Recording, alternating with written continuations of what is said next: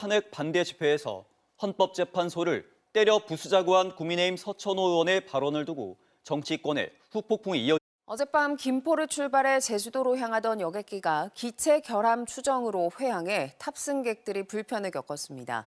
트럼프 대통령과 젤렌스키 대통령의 노딜 회담 이후 미국이 우크라이나에 대한 압박 수위를 높이고 있습니다.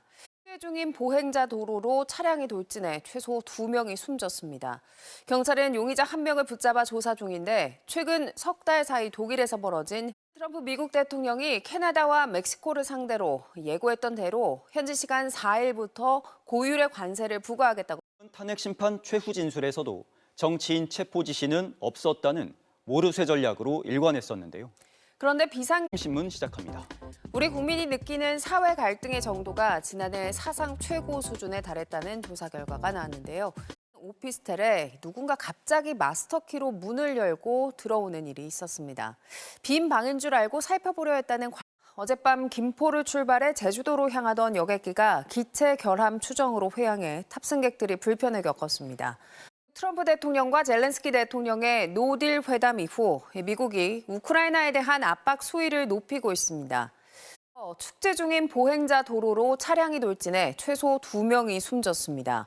경찰은 용의자 1명을 붙잡아 조사 중인데 미국 대통령이 캐나다와 멕시코를 상대로 예고했던 대로 현지 시간 4일부터 고율의 관세를 부과하겠다고 밝혔습니다.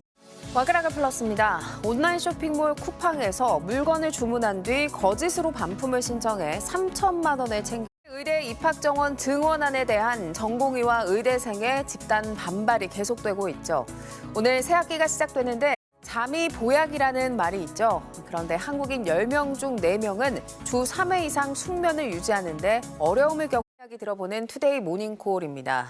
지난달 일어난 대전 초등생 피살 사건 당시 가해 교사가 우울증을 앓았다지만 그게 직접적인 원인이라고 단정하기에는 조금 어려운 면이 있다 이렇게 보고 계시는군요. 네. 사실 수사가 성향적인 분석이 필요한 상황은 질병이라기보다는 개인의 성향이라는 이야기죠. 예. 알겠습니다. 하지만 이제 가해 교사는 정상 근무 가능하다 이런 소견을 받았다고 전해지고 있습니다. 네. 마침 오늘 새 학기가 시작되는 날이다 보니 있어야겠지만 우울증에 걸린 모든 분들에 대한 사회적인 낙인 찍기가 좀 우려된다 이런 네. 말씀이신 것 같아요. 뭐 우울증뿐 아니라 과는 좀 별개로요. 강력범죄 사건들 중에서 조현병이랄지 정신질환을 원인으로 꼽는 경우가 많아 정신질환 환자들에 대한 우리들의 시선, 태도 이런 것들도 다시 한번 생각해 보게 되네요. 정신질환이 아주 그렇게 심각한 것만 시청해주신 여러분 고맙습니다.